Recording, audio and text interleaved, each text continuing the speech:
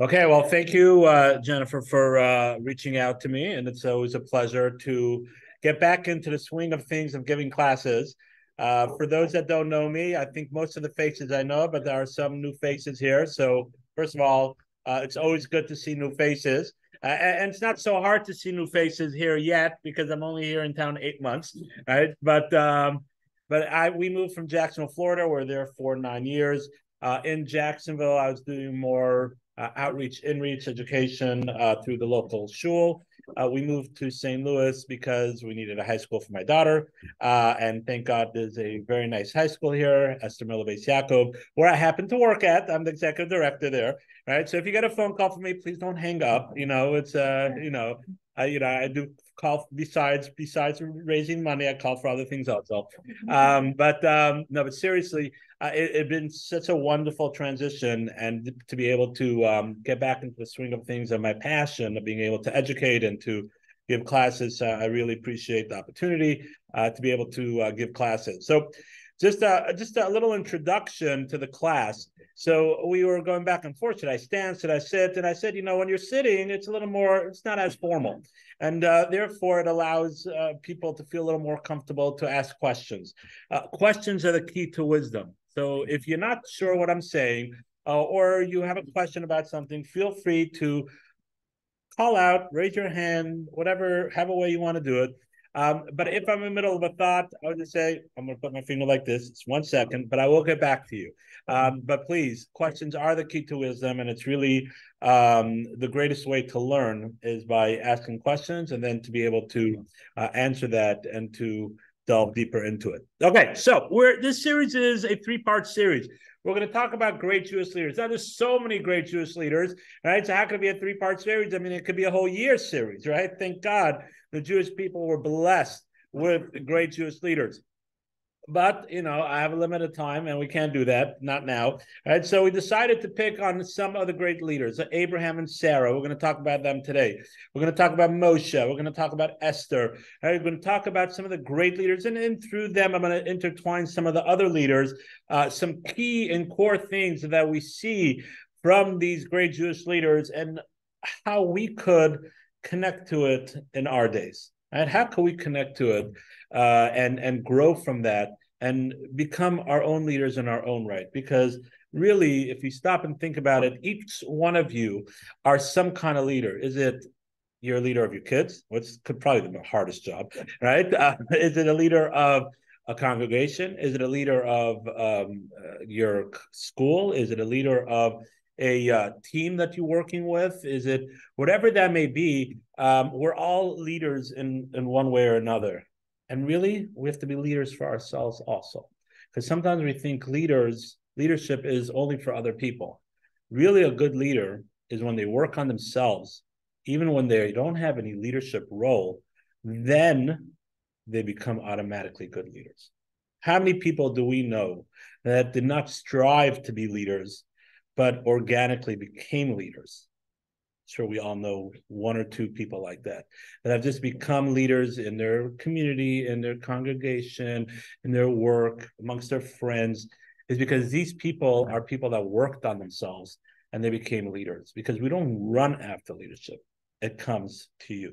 Just like Pirkei Avos says, Ethics of Our Father says, I do not run after honor, right? Thank you, right? But honor will run after you, right? So that is just an introduction that we always have to remember that this is something it's so applicable to all of us, right? But even if I'm not a leader or whatever, right? It doesn't make a difference. You always have to work on yourself that like someone that will be a leader. So let's delve into Abraham. So Abraham is your classic case of, someone grew up in a non-observant home. Let's make a difference where you're holding, right, in life. We're all holding in different levels, right? Not only did he not grow up in a non-observant home, right? What's the famous midrash? What happened? Abraham grew up in a idol home, right? Abraham's father, not only did he grow up, but Abraham's father, he had contacts in China and was importing idols, right? No, sorry, it was an all-American brand, right? He was, all-American. He wasn't importing it from China, right? Advertised in the bottom of the idols, made in America, right? So now we could buy it, right? But Abraham grew up in a house that was all idols, right? Classic. What happened, right? Just like every teenager, they go through their stage in life. Abraham decided to go through the stage of breaking idols, right? Some teenagers pierce their ears, other teenagers cross the country, right? Whatever it is, right? So Abraham, he got a little older than it depends on different midrashim, right? But just, sort of paraphrasing, Abraham, right, went through a stage and he broke all the idols. And his father came and asked him, hey, why did you break all the idols? Abraham was very smart. What did Abraham do? Anybody remember the Midrash? Put the stick in the big idol's hand. Right, he left the biggest idol. Right, he left the biggest idol. Well, he took the axe and put it inside the big idol's hand. And he said, "I didn't do it. I walked in here and they were fighting. Look at it. It looked big idol. Right? He still has the axe in his hand." And what did his father tell him? Come on. Don't pull don't knock me in trouble. Don't make me any trouble over here. This is not true. And Abraham said, that's not true. So therefore, why do you believe in this? And then that started Abraham's journey, right? And of course, I'm sort of paraphrasing, right? Abraham recognized God. He had it's a lot of steps that we missed. And I think it's an important point to stop this midrash. Right, it's teaching us something very important. We're not giving a class on midrash right now. This could give a whole class how to learn midrash. Right, it's a whole important discussion because midrash is not what's written in the actual Torah. It's part of the oral Torah. Right, we have the written Torah, and we have the oral Torah. Right, the midrash a lot of times is two different types of midrash. Right, there's a medrash that is there to fill in the story. Right, sort of like stories like fill in stuff. Right, the Torah doesn't start about Abraham until Lech Lecha, go for yourself. That's really the first time that the Torah speaks about Abraham. So it's sort of midrash fills in some things. And then there's a midrash called midrash halacha, right, that teaches us laws. We don't call it halacha, we call it the oral Torah of the law, but there's different kinds of midrash. Now, typically the midrash that fills in the story, right, is typically there's a reason why they chose to pick that one. They didn't speak about the story of Abraham, falling off his bunk bed and breaking his leg, right? That's not the one they spoke about, right? Every midrash, whatever stories or that they're telling us, there's something for us to learn from. And that's something very important to remember. And there's certain midrashim that are more of like a parable. It's not really exactly how it happened, right? And the one has to be very learned and has to have a vast knowledge of Torah to know when it's more of a parable and when the story happened this way. Right? For example, there's a famous midrash, right? I don't want to get too off topic, but a famous midrash that Paro was 1 tefach tall, right? About 6 to 7 inches tall. That's what the midrash says, right? So my father told me, right, that he had a student once ask. He said, "Second, Rabbi, I don't understand this." So what? It said, well, Paro is 1 tefach tall, and it tells us that Moshe is about 10 feet tall. So why did Moshe just take his foot and squash Paro? Right? Yeah, that's a great question. That's a great question. And so the commentary doesn't mean that Paro is actually a tefach tall. Paro was very close-minded. He was it's the smallest measurement. The tefach is considered the smallest measurement, right? So Paro was very close-minded, very narrow. He had a very small vision, and he was just self-absorbed. So he was like a tefach tall, right? So there's certain midrashim that are more of and therefore that's when one has to be very careful. They quote, "Well, this midrash doesn't make any sense," or "Look at this midrash," and they make a whole spiel about it or make a whole thing about it. One has to be very careful when they learn midrashim. We have to remember it was written by the rabbis of the Mishnah, and it's part of the oral Torah. So some of it are stories that actually happen, and some of them are more parables. But that's not our discussion for today. That's another interesting topic, right? But our discussion is about Abraham. So what is the midrash trying to teach? It's a very nice story, a very cute story. It's a great story to teach elementary school kids, right? My wife was a elementary school teacher, younger grades. She still is, but now she teaches 7th grade. Right? But she used to teach the younger grades for many years. And my mother is for over 30 years a preschool teacher. And they said that, if not for the midrash, it would be, how would we teach the young kids, chumash? It'd be kind of dry, especially when you get the later ones. And so thank God for the midrash. It gives us a little more stories, gives us, enables it to make it a little more. But for us, on our level of our knowledge and our development, What are we supposed to learn from this midrash? Any thoughts? What do you guys think? What are we supposed to learn from this midrash? Telling us a story of Abraham breaking this. What are we supposed to be learning from this? Go ahead. To question, and when something's absurd, to not believe in it. Okay, good. Question when something doesn't make sense to you. The question, as we said, questions are the key to wisdom. Very good. So Abraham forced his father to question, right? Anybody else? No? Gonna make me work for my money. I'm just kidding. Yeah. I would say the question the authority of the Question, okay. The authority without thinking about it. Okay, It's good. very hard. Right. Very good. Question the establishment, right? Not necessarily the authority, but the establishment. Right. Anybody else? Down there. He made it easy for his father to quickly understand that this is ridiculous. Very good. He made it practical, right? He made it very practical. Very good, right? So when we're educating people, a lot of time we can't always do it, right? Like the red heifer, learning about the red heifer, it's kind of hard to make it, practical. But typically when you're trying to bring a point, try to bring an analogy, try to make it something that's practical. Excellent. A great tool of being an educator, how to do that. Excellent. So Bob, you wanted to say something? Yeah, they can make a whole TV show out of this, but the truth is out there. Truth is out there. That's true. I don't recognize you. Jen? I think that an important point is like to be aggressive with revealing the truth, because instead of going slow about it and maybe having a conversation or trying to talk to people about it, he just like went straight to the jugular and just eradicated. Very good. Okay, good. I like that. Straight to the point. And, similar to what we were saying before, bringing it out in a way that can understand, but straight to the point without, getting too involved in conversation. Okay, one more, then I'll start talking, right? He went right to the point, but he did it in a way that would not embarrass, that didn't really directly embarrass his dad, his father. He pointed it out for him to come to the conclusion that it was ridiculous. Excellent. Great point. Also, that a lot of times when we are trying to bring a point to someone, right? It says one's supposed to rebuke their friend, but at the same time make sure that you don't commit a sin.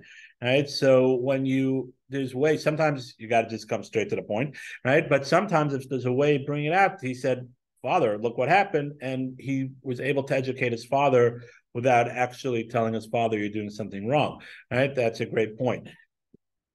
Very quickly, so I want to move on. Since Abraham's father was a manufacturer of items, he made his father think about it and question, "I made these things. I know what they can do." Right. So instead of saying, "Father, you're stupid," he said, "Father, think about it. This idol that you manufactured did this destruction." Right. Exactly. Right. The same of that, bringing it out in a more respectful manner. Very, very good. Now, I want to touch on another point. These are all excellent points, and these are points that we all have to think about and reflect on. And my point's going to touch on some of the points that you guys are bringing out, but I want to bring it out in another way. And that is like this. There's a very famous word that we use, right, about the Jewish people. And what is that? Anybody know? Biblical word? What? Stubborn. Okay. Right. But what's our language? What's the modern language called? Hebrew. Right. What does Hebrew come from? Ivri. Right. Ivrit comes from Ivri. Right. What does the Torah call Avraham? Avraham ha-Ivri. Avraham the Ivri. Right. What is the Ivri? Ivri says Rashi, right? Rashi tells us, what does Ivri mean? Me'aver hana'ar, from the other side of the river.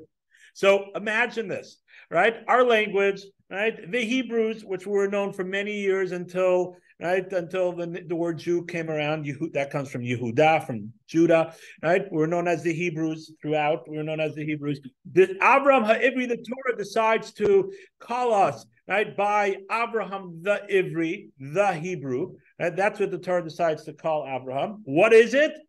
Oh, a location. Abraham's on the other side of the river. Really?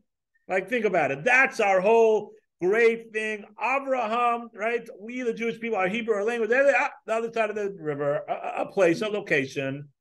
Right? Come on, that's pretty lame. Right? That's pretty lame. So I saw this beautiful idea. Moshe Feinstein, the blessed memory, says something very powerful. And I think it touches upon a lot of the points that you guys are bringing out, and you could expand it from different points you guys bring out. Moshe Feinstein says like this: what is the difference between a river and a lake? There's a difference, right? A lake is steady water, right? Like a steady water. A river is constantly flowing, right? It's something constantly flowing. Now, there's different levels, right? And if it's just a regular stream, or it's a river, or it's a rapid, right? I remember in camp we went on a 5 rapid. It was so much fun, right? I wouldn't do it now, but we wore helmets and set to sign our lives away and all that stuff. But I was like, 17 years old, so of course, why not, right? But there's different levels. There's a current. Right? The river has a current.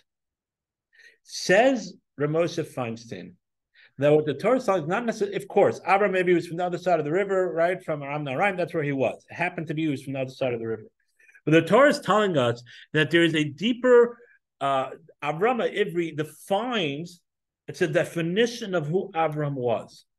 Avraham Ha'ivri, Avraham went to the other side of the river. What do we call society? The currents of society, right? The stream of what people are just like following what society does. It's like a stream. It's like a current, right? You're just following the current, and you're not thinking for yourself. You're not questioning, right? You're not stopping and saying, well, what am I doing?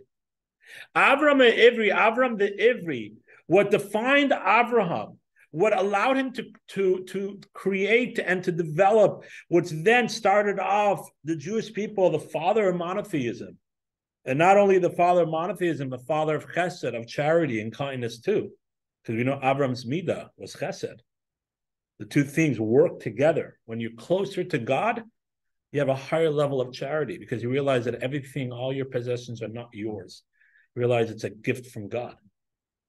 So Avraham, what was the defining point of Avraham? Avraham was able to cross over the river. He was able to not allow just to follow the flow and the current of society and what it's telling them. What their friends are telling them, oh, you have to join us to this restaurant, whatever level one's holding.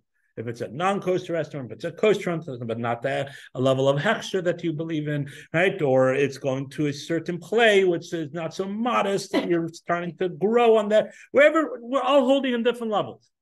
Wherever we're holding, right? We're joining, we have to watch the halftime show, right? Oh, but, there's a program, I made a program, and, it'll be great. Or, but okay, you can miss the halftime. Right? There's currents in our lives.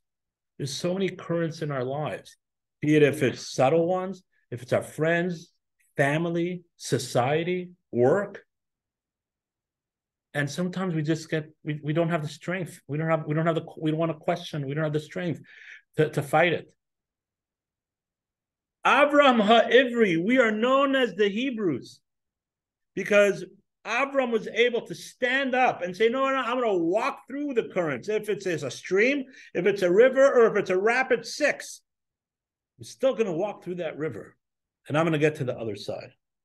And that's the strength that Avram had to stand up to his own father. Right? That's one of the greatest influences that we have. Our parents, if it's a healthy family. It doesn't say anywhere that it was an unhealthy family. Right? One of the stood up. Yes, he did it respectfully. Yes, he asked questions. He came straight to the point. But he walked through the river. And that, my friends, is one of the fundamental things that we have to remember. And we're going to talk about a few other things.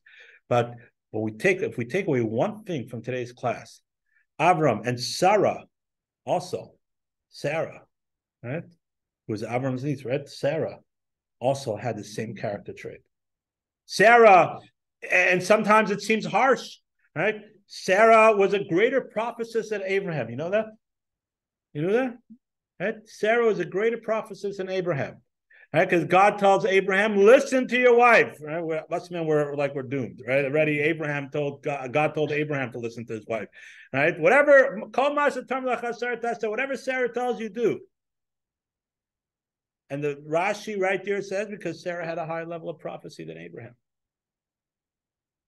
But Sarah, on her high level, still at the time, she said, we have to kick out Ishmael, because he was being a bad influence.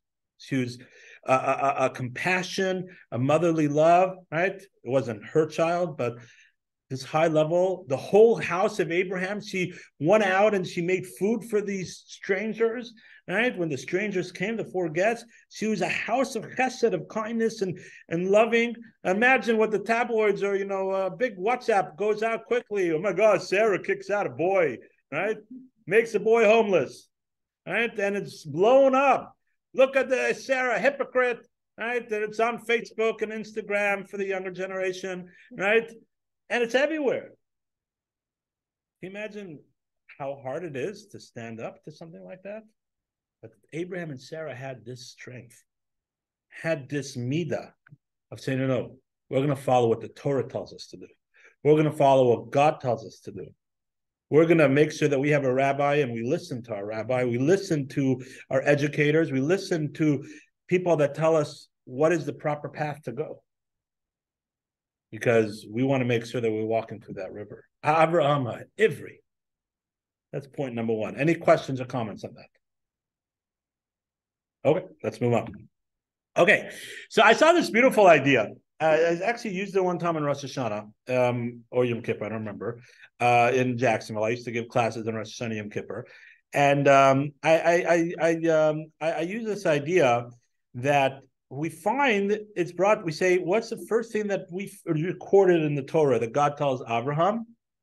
Lech lecha, go for yourself. Lech lecha, go for yourself. That's the first recorded thing that in the Torah, of course, in the oral law, like we spoke about, there's other things, but the first recorded thing in the Torah is Lech lecha, go for yourself. Why is this the first thing that we start Abraham's life at this level? If it's at 70 or 40, different opinions, doesn't make a difference, right? But why does the Torah start, Lech lecha, go for yourself?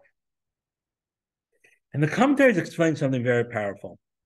The commentaries explain that there's something called Maisa Avos Siman Labanim, right? The things that happened to our forefathers are a sign for us to learn, right? Like we just spoke about. What does Ivri mean? We have to learn from that, right? Different things that they might have done affect us today. Something called Chus Avos, the merit of our forefathers. Right? Many deeper Kabbalistic concepts about this. I don't want to go into that right now. But the point is that there are lessons that we're supposed to learn where the Torah tells us certain things about our forefathers.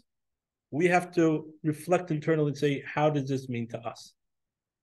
And I saw this beautiful idea that we all have to stop and say, Lech lecha, go for yourself. What does that mean?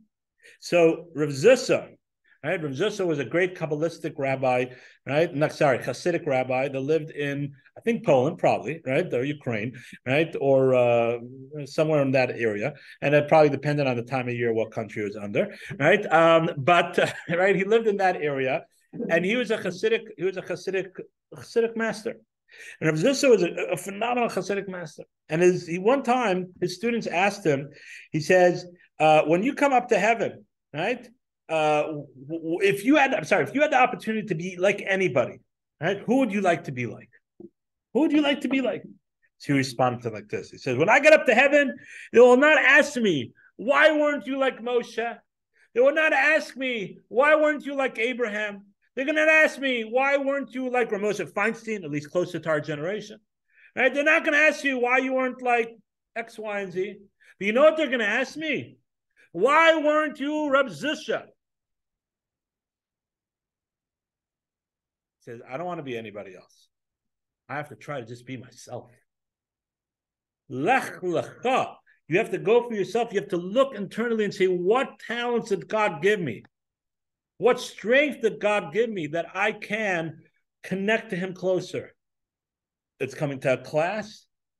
It's encouraging other people. If you have a friend circle, if it's giving charity, if it's starting classes, coming to services, whatever it is. Lech lecha, you got to reflect internally and say, step number 2, after we build ourselves to be able to go against the current, Step number 2 is lech lecha, go for yourself. You have to think for yourself. Like someone was saying, we got to think for ourselves. We can't always go with the establishment. You have to reflect and say, what's good for my family? I want to make sure that my grandkids are still Jewish. We got to make sure that we have to think long term. Lech lecha, what am I going to do for my family, for my children? To make sure we have a vibrant city. We had to leave Jacksonville because they couldn't get their act together to put a high school together. Nothing against them. They're a much smaller community. We tried. We were there for 9 years. We had to leave. We had to make that decision. It wasn't an easy decision. We were very happy there. Right? We had a good job. We knew a lot of people, a lot of influence. Nice weather. Nicer. It depends for who. Depends on the time of year. I'm from Toronto originally, so I don't like that hot weather. But it was a decision that we had to make. As we needed a high school for our daughter. We have to make a decision now for our family. We have to make a decision for us. But that decision has to be based on with Avraham, being able to cross over, not just to follow the stream and say, what does the Torah want for me?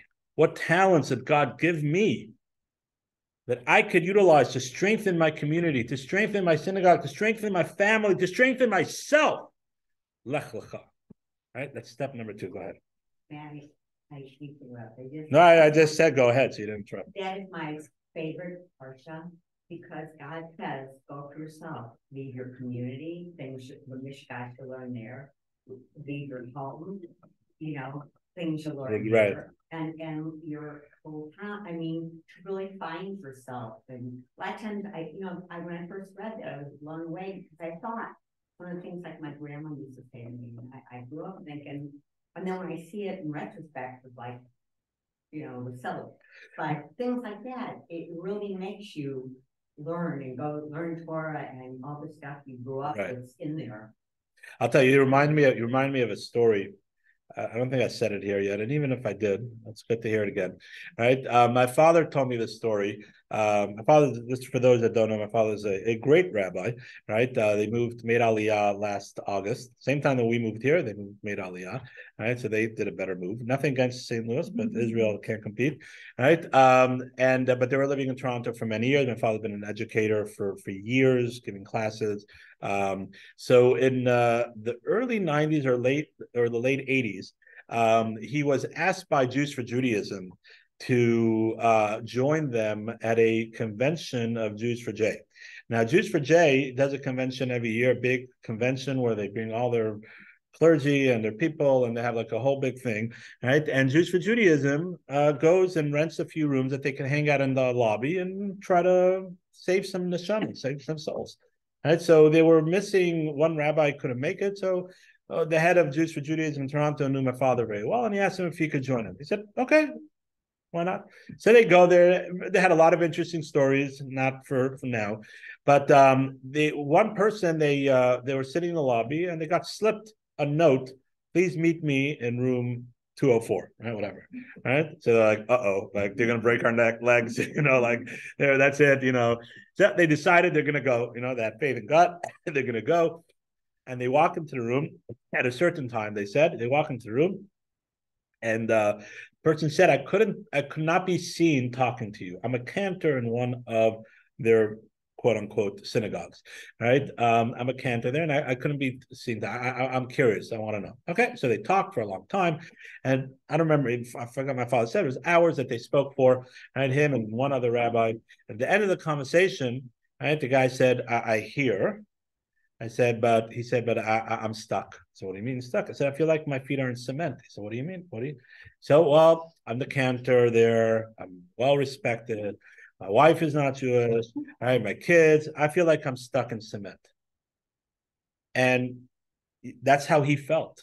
But as you said, sometimes you have to go for yourself. From your father's house, from the place you were born, you just have to go out and say, no. I hear what's right. I hear the truth, right? How do I deal with those other issues later? I don't know. I have a conversation with my wife. I don't know, my kids. I love them. They're still my kids, right? They're not Jewish, but they're still, my kids. I don't know. We'll figure it out.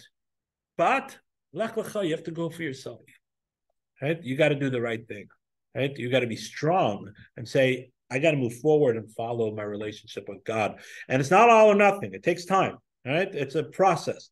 And I try to make sure I say this every time I speak. So hopefully you guys heard this in the past, right? There's a famous story of Rebbe Akiva, right? How did Rebbe Akiva was 40 years old when he became from. So the famous story is that it says that water was dripping on a rock, right? So he came back a few years later. He's a shepherd, and he saw water dripping on the rock, and now there's a little hole. So he said, "Oh, if water can make a hole in the rock, Torah, which is compared to water, can make a hole in me." And he became the famous Rebbe Akiva. Good for him. All right. So the Torah, the commentaries want to know, why did the Talmud have to tell us the details that the water was dripping on the rock? Like, come on, right? Like, who cares, right? It's not like some, novel which has to fill up pages. There's plenty of pages in the Talmud. I'm telling you, do Daf Yomi, you'll see there's plenty of pages in the Talmud. Right? So it's not like you have to fill up pages. So why does it have to go ahead and tell us that there's water dripping on the rock? I saw this beautiful idea years ago. Not that old, right? But years ago, right? I saw a beautiful idea that how does water make a hole in the rock? Water could only make a hole in the rock when it drips.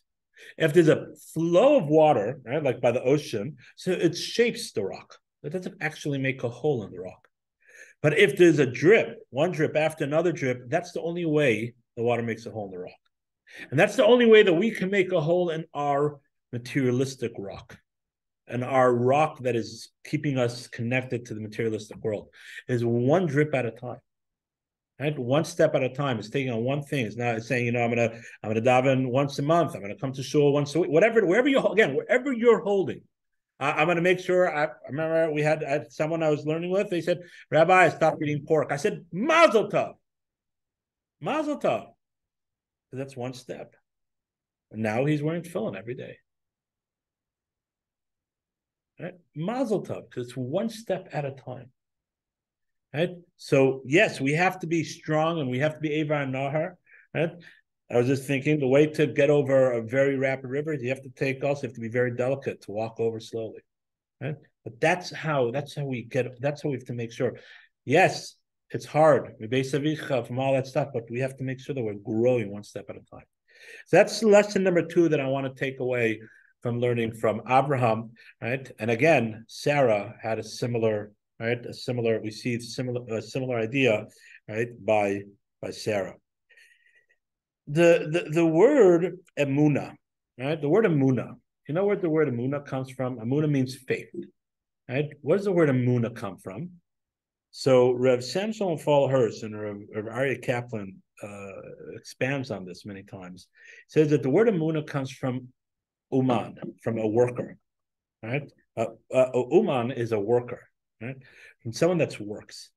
And that's what we're saying. To build your faith, you got to be constantly working on it. It's not like an escalator, you could step on and then you just go up by itself, right? But you have to be constantly working.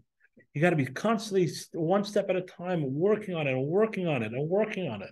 And it doesn't stop, right?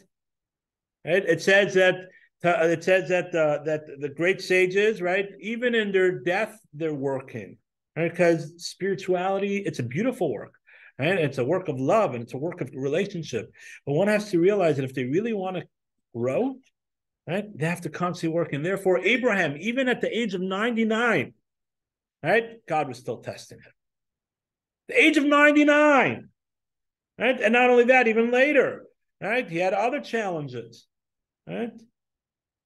Constantly, every step, there's no rest for the weary. It's constantly working. Doesn't mean to say we're not allowed to relax, we're not allowed to retire, right? We can retire from Judaism. That's another lesson from Abraham, right? And from Sarah. Right? We can retire. He goes and fights the battle against the evil kings. He goes, saves his nephew. Right? Constantly, right? Working and growing. Right? That is something that Abraham is. Now, I saw someone quoted. I forgot to print it, right? But I think the quote goes like this, right? There's how to make changes in your life, right? So you can't and I'm paraphrasing the quote because I forgot to put it down, but something like this, right? If you want to make change in your life, you can't have a remote control life. Right? You can't have a remote control life. You have to actually get up, right, and change the channel, right? Anybody remember those? Right? You have to get up and change the channel, right?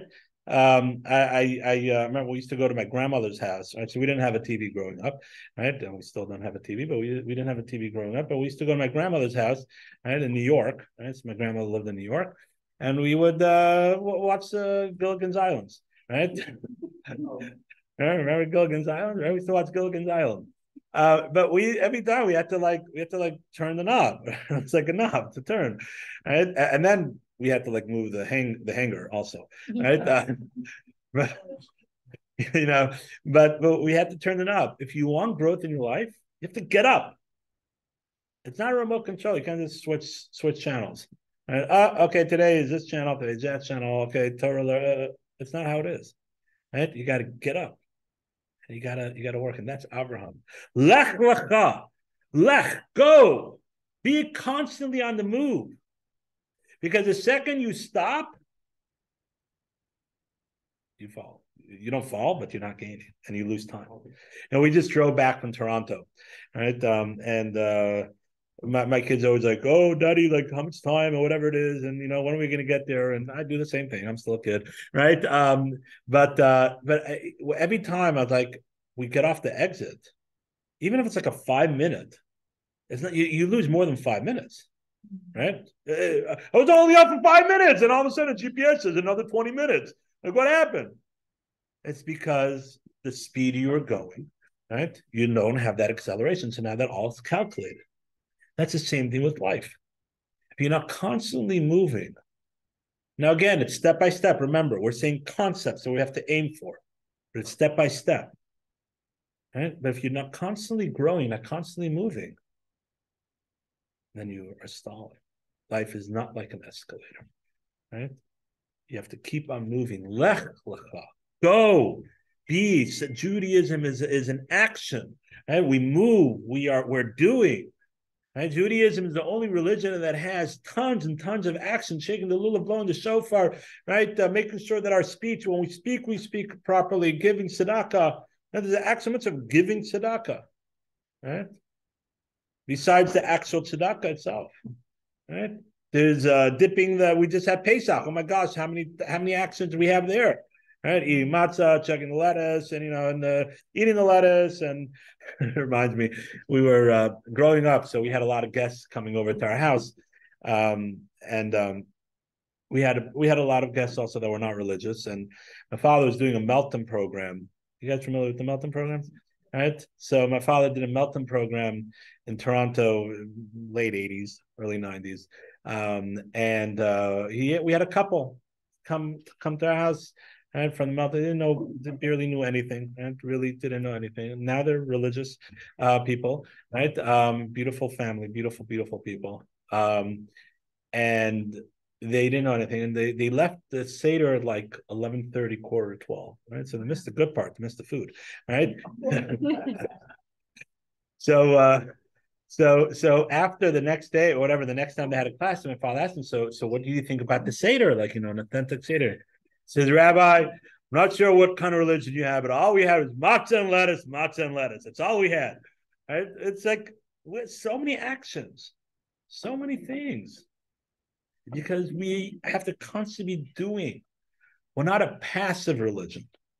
We're an action. Lech lecha, go, move. Now, this is a very interesting idea. It's something that every time I see this, I stop and think about it again.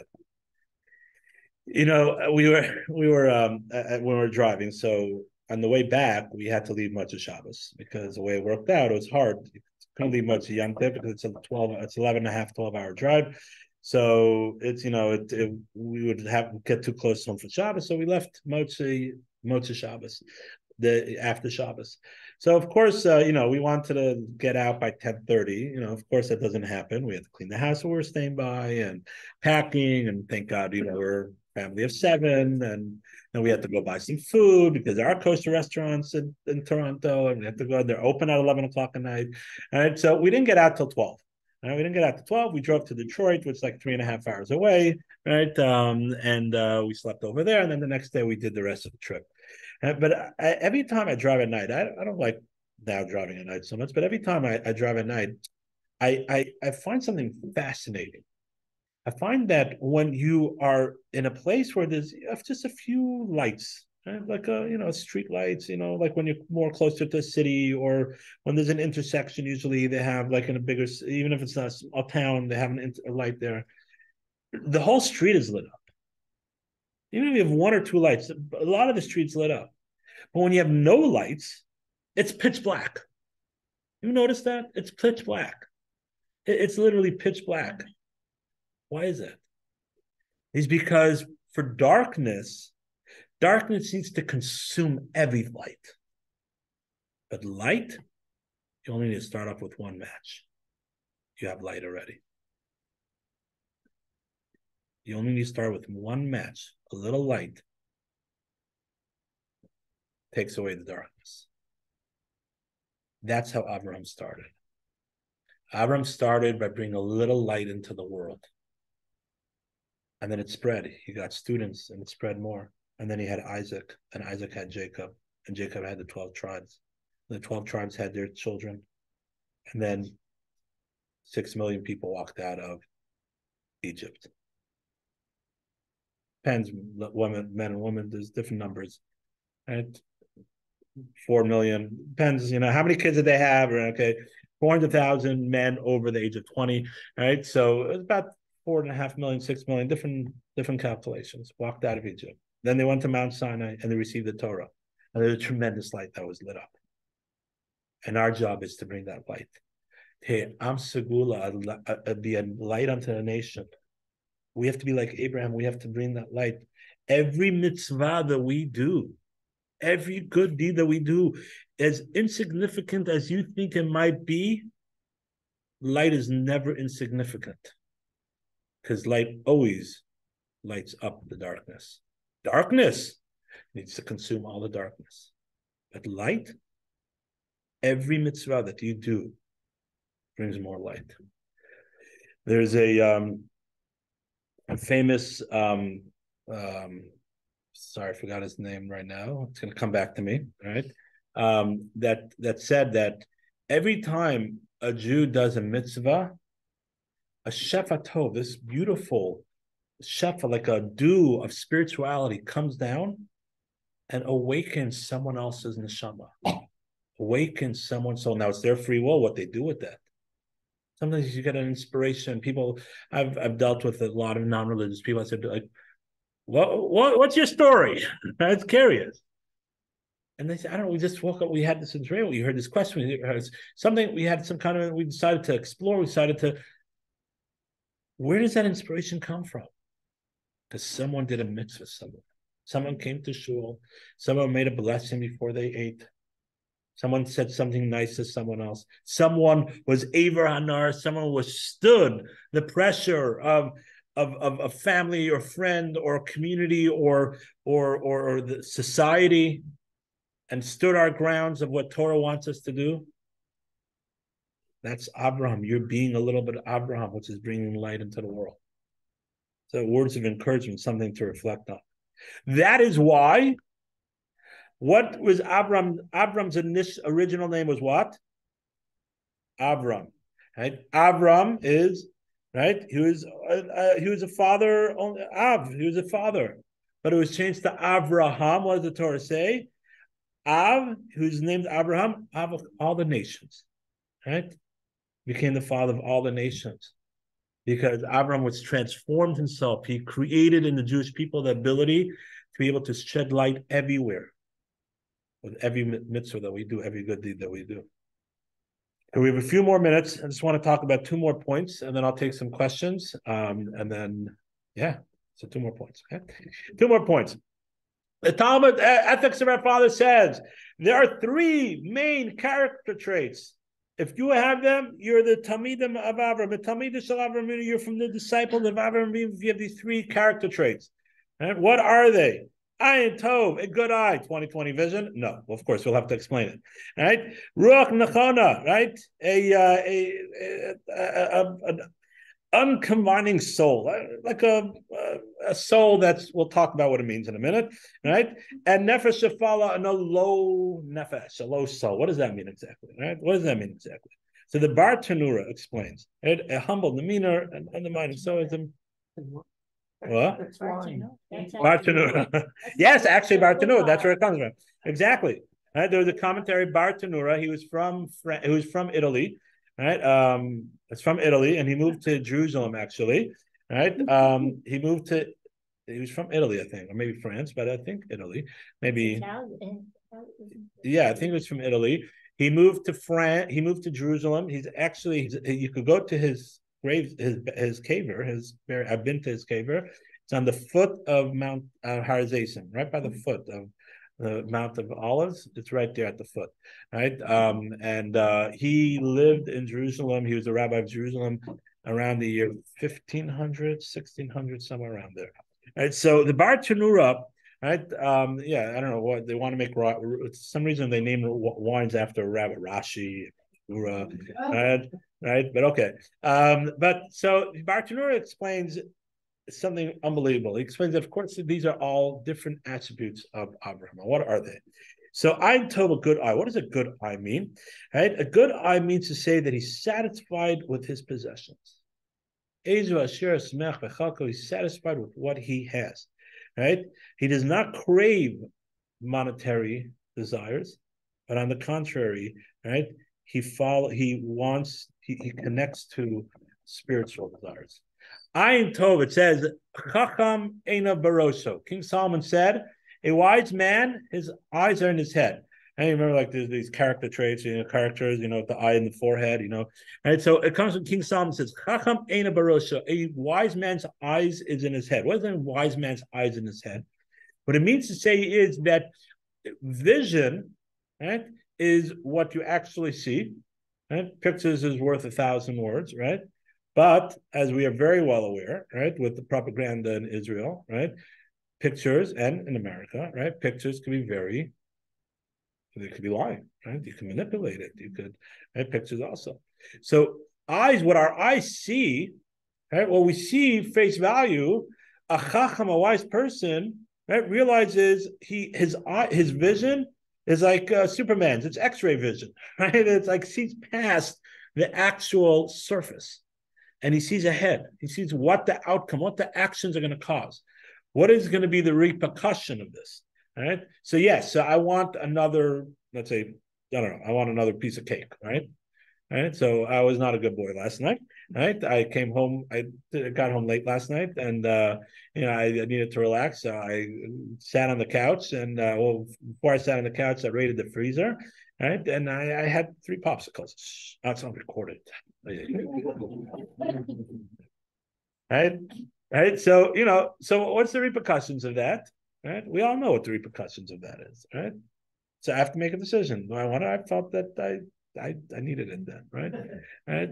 Now, okay, thank God it's not then. What's worse if I eat potatoes, right? So potatoes, I'm allergic to potatoes, right?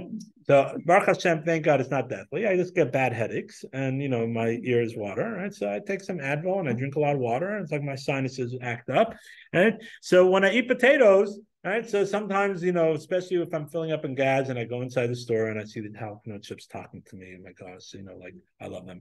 Right? Like these spicy, like you'll drink a lot of water, you'll be okay, right?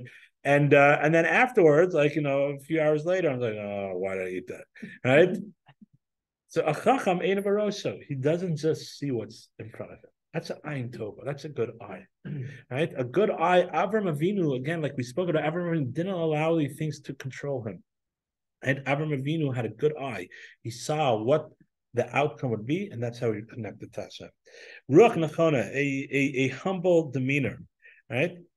Avraham Avinu said, "Anochi Afar ve'Efer," right? I'm but dust and ashes in front of you, Hashem. Right? Avraham Avinu, with being raised to the level of a king, right? When he won the war, right? The king of Sodom offered him everything. So no, it was God that did it. And we saw this in Joseph too, right? Recognizing that at the end of the day, the talents that we have, it's a whole different class. What's the fine line between arrogance and self-confidence? Right? arrogance is someone that thinks they're great because of the talents that they have. Self-confidence is really realizing the responsibility they have because of the talents they have. That's the fine line between arrogance and self-confidence. Right? That's humbleness. Humbleness doesn't mean to say that you're hiding in the corner. Being humble is you could be great and you could be talking in front of people and you could be very charismatic, but you realize that all the gifts that you have are gifts from God. And what is our responsibility to do with that? Make sure our Jewish institutions are strong, make sure that our families are strong, make sure that the influence that I have over people, I make sure that I use that influence in a positive way. That is self-confidence. That's Avraham. That's being humble. And the last one is nefesh shafala, and it means to say having control over our desires. Having control over our desires. Now, when we hear the word desire, and we're like, oh, desires, like, I don't have desires. Like, desires, so you think about, like, your mind all of a sudden, if kasha shalom, your mind's not go anywhere, right? But, you think about a piece of chocolate, right? Right? But desires, really, it could be your desire to run after money and not staying and work for an extra 5-10 minute hour and not spending time with your kids. Right? It could be, missing a class because you had to whatever, right? It could be a desire to be in shape. Now, there's nothing wrong with being in shape, right? Of course, one should be in shape, one should exercise and eat healthy, right? I have to talk to myself, right? But, but it shouldn't interfere with your relationship with God. So there's a special class that's going on during the same time that I have my regular shiur or my chavrusa, right? So I can't go to that class, go to a different class. There's other ways of exercising. That could be desire too. The commentaries explain desire, right, is what we call desire, and we're going to finish in 1 minute. And what we call desire is the things that control us besides our relationship with God. What is controlling what? So some people, it could be, we call it addiction, right? But for most healthy people, what is controlling us? Is it our work, right? Is it our this? Is it our that? What's truly controlling us? What is our priorities? Avraham Avinu's priority was not controlled by his materialistic desires. It was his relationship with Hashem. Again, it's not all or nothing. It's a process. It's working on ourselves, making sure that we're building our relationship with Hashem and focusing and stopping and every once in a while reflecting, okay, this action, is this being controlled by my desire, or is it because I need to stay healthy, or it's because I need to make parnasa, or it's because I need to relax, or is it because I need my popsicle at 3 o'clock in the morning? Not 3 o'clock in the morning, right? But right, whatever it is, we have to stop and reflect our actions. So those are the 3 things. One last thing, and we'll take some questions. Then I have to go. All right. One last thing. Avraham Avinu also was the first one to get a Brit Milah as a commandment. Right. Avraham Avinu is the covenant of Brit Milah. What was so unique about Brit Milah? So there's many beautiful, always people talk about by Bris, they speak about different beautiful ideas. There's this one point which I think really is an important lesson to learn from Avraham Avinu, right? And this really fits in with who Avraham Avinu was. It's that a Brit Milah. What is a Brit Milah? A Brit Milah is cutting off the arla, the foreskin, right? Cutting off the foreskin. What's the purpose of that? So now they say it's healthier. It probably is healthier because God commanded it that way. But what's the real lesson? So the Talmud tells us that the message of this is to remind us that we need to constantly be working on ourselves. Just like our body is not, when we're born, we're not perfect, and males are more arrogant and self-absorbed than women are, and therefore we need a better lesson, right, in this. But there's lessons it's brought out by women also, but it's a lesson for everybody, right? That when we're born, right, we don't have a perfect body.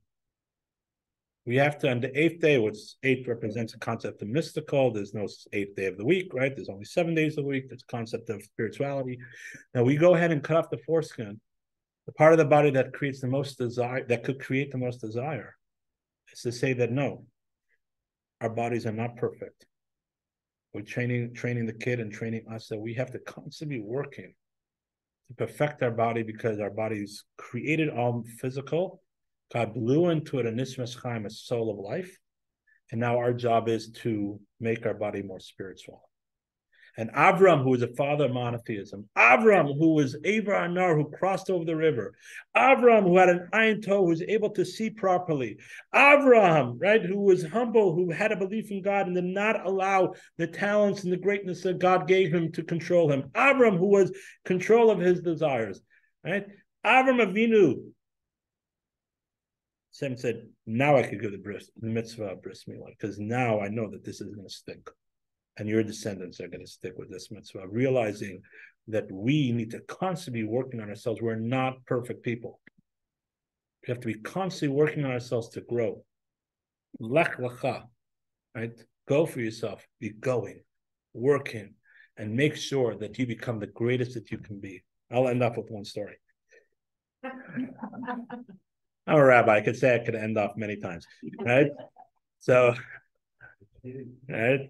So, well, we will end with this story. There's the Netziv. The Netziv is known by his sefer, the Netziv, right? And this was written in the book called My Uncle the Netziv, by the Torah Tamima, by his nephew, who learned by him for many years. And he writes like this. He said the Netziv, when he finished his commentary on the Midrash, right? He made a big party. He made a very big party. A siyum, right? Big party. And he got up and he spoke. And he said, I've finished others' commentaries. He wrote a commentary on the Chumash and on the Talmud, many, many commentaries. And he said, I never made such a big, but why now I'm making such a big party? He says, because I want to tell you a story. So when I was younger, when I was a kid, I didn't really know how to learn very well. I didn't know. I was a troublemaker. I didn't really learn, right? And I remember one time I was upstairs in my room, and I remember one time hearing my parents, I was like maybe 7 or 8, right? And my parents saying, no, okay, he's just not cut out for learning. I'm gonna call up, should we make him a tailor? Should we make him a carpenter, right? Or whatever it is, right? We'll call him, make him an apprentice, and he'll say his tehillim, and he'll go to shul, and he'll be shomer Torah mitzvahs, but he's just not cut out for it. Says, when I heard that, right, something awoke in me. And the next day I told my parents, give me one more chance. Said, and I was diligent in my learning, and I struggled, and it wasn't easy. But I learned, right? And thank God it paid off. He says, but the reason why I'm making a tremendous party is because when I come up to heaven, right? If I wouldn't have changed, I would have said, I would have come up to heaven and said, where's your shiltus? Where's your sefer the Netziv? Where's all these commentaries? And I said, me, I'm a tailor, right? I'm a carpenter. I say my tehillim. I give my charity, right? That's not me. And we said, no, that could have been you. So, and therefore, I'm making a party because thank God I was able to finish this commentary. When I go up to heaven, they say, you accomplished this. I have more to do. We don't know what talents we have hidden inside of ourselves. We don't know what kind of resources. We might know some of the resources, but we don't know what we could accomplish. Right? When we come up to heaven, I'm going to say, where's that beautiful tefillah? Where's that beautiful thing? Because did you use your resources properly? Did you use your time properly? We have to constantly be working to grow and to define who we are with our relationship to Hashem, just like Avraham Avinu did. Because we're the children of Avraham, Yitzchak, and Yaakov. We have it with us. We're the children of Sarah, Rivka, Rachel, and Leah. We have it in us. Thank you, everybody, for joining me tonight. I look forward to seeing you guys the next